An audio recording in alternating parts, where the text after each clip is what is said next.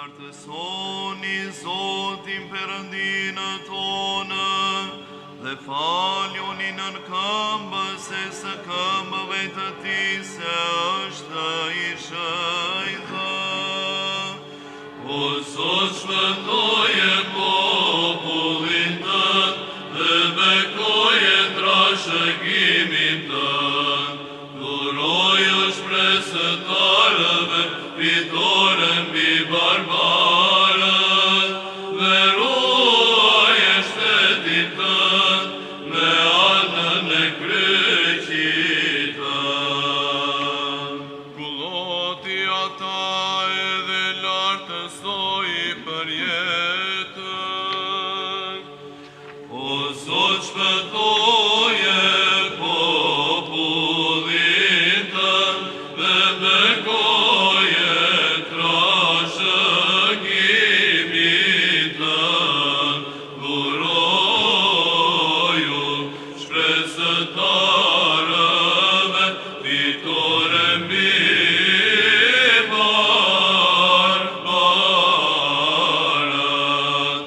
dhe ruaje shtetin tënd me anën e kryqit tënd.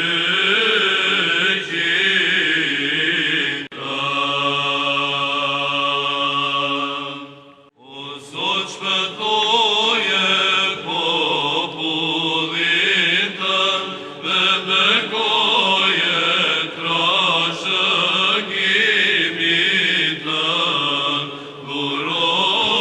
Dhuroju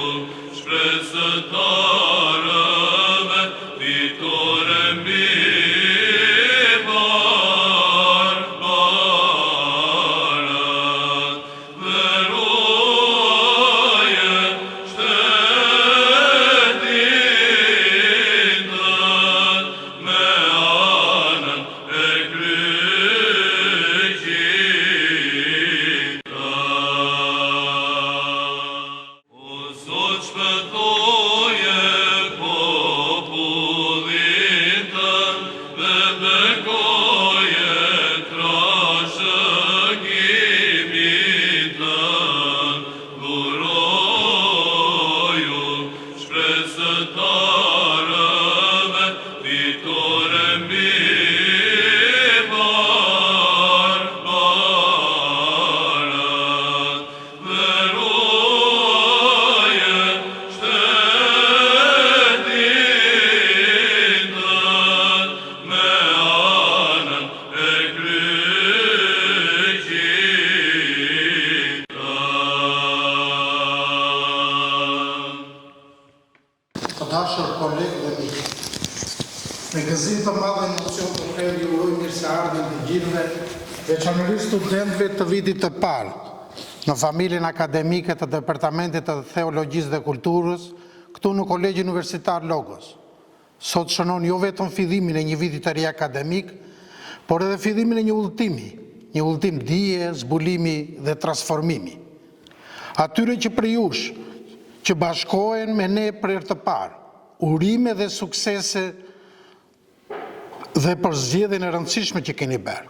Të jeni një pjesë e komunitetit të gjallë akademik, ku teologjia takon kulturën, ku tradita ha sfidat bashkëore dhe ku besimi dhe arsyeja punojnë krah për krah. Me mbështetjen e profesorëve tuaj dhe entuziazmin e rinisë, jam i bindur se do të rriteni jo vetëm në njohuri, por edhe në shpirt dhe karakter. Studentëve tanë që janë në vazhdim të studimeve, u shpreh urimet e mia të sinqerta për gjithçka që keni arritur deri më tani. Ju inkurajoj të vazhdoni studimet tuaja me të njëjtë dashuri për të mësuar, me kuriozitet, me mendim kritik dhe me një shpirt të lirë dhe krijues. Kujtoni fjalët e mençura të Shën Vasilit të Madh. Ashtu si bletët nuk vizitojnë çdo lule në të njëjtën mënyrë, as nuk përpiqen të marrin me vete të gjithë ata që gjejnë, po marrin atë që është e dobishme dhe lën pjesë si tjetër. Kështu duhet të qaseni studimeve tuaja. Kërkoni jo vetëm informacion, por edhe formësimin e personalitetit dhe botkuptimit tuaj.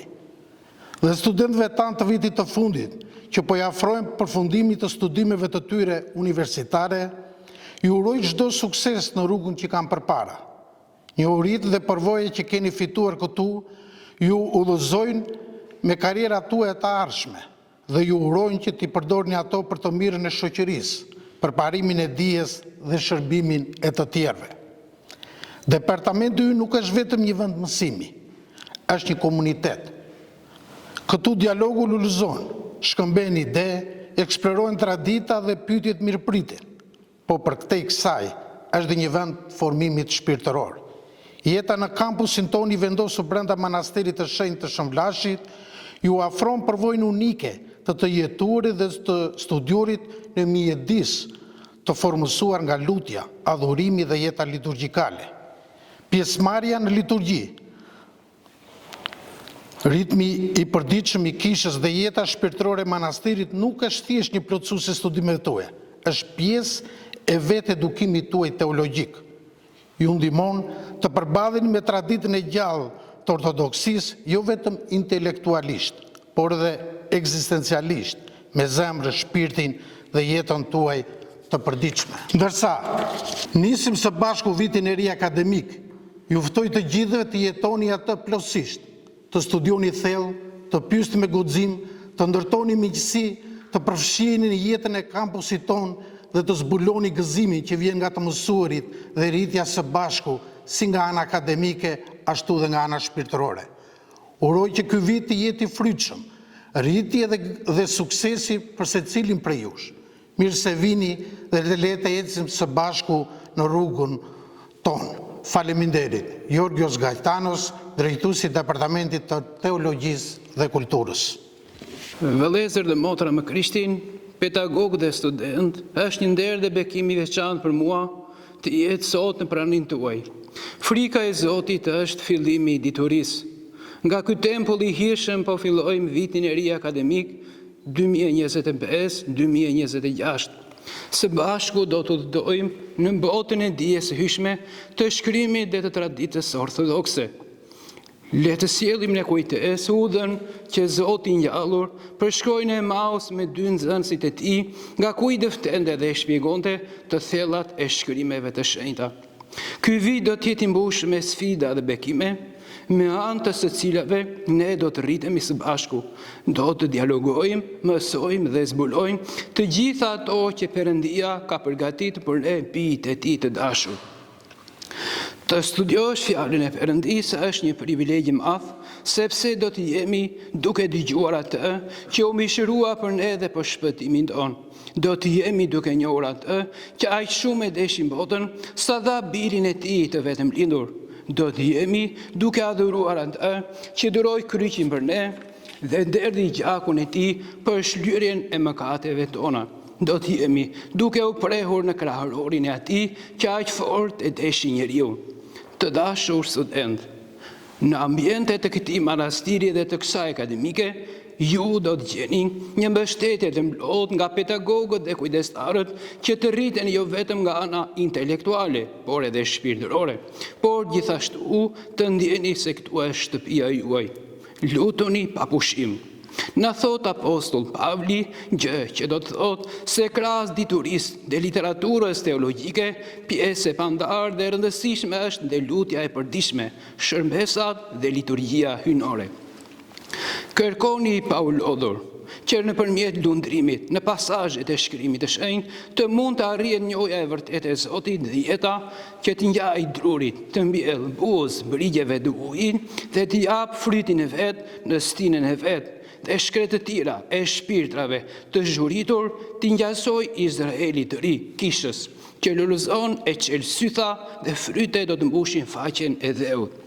Duke ju uruar dhe përgëzuar që zgjodhët të studioni në Akademinë Teologjike Ngjallja e Krishtit, kujtoj fjalët e apostull Pavlit se mundi juaj me Zotin nuk qej kot, dhe duke e përfunduar po me fjalët e këtij misionarit të madh drejtuar birit të tij të dashur Timothe, bëu shembull për besimtarët në fjalë, në sjellje, në dashuri, në frymë, në besim dhe dëlirësi. Sukses të gjithëve. Amin.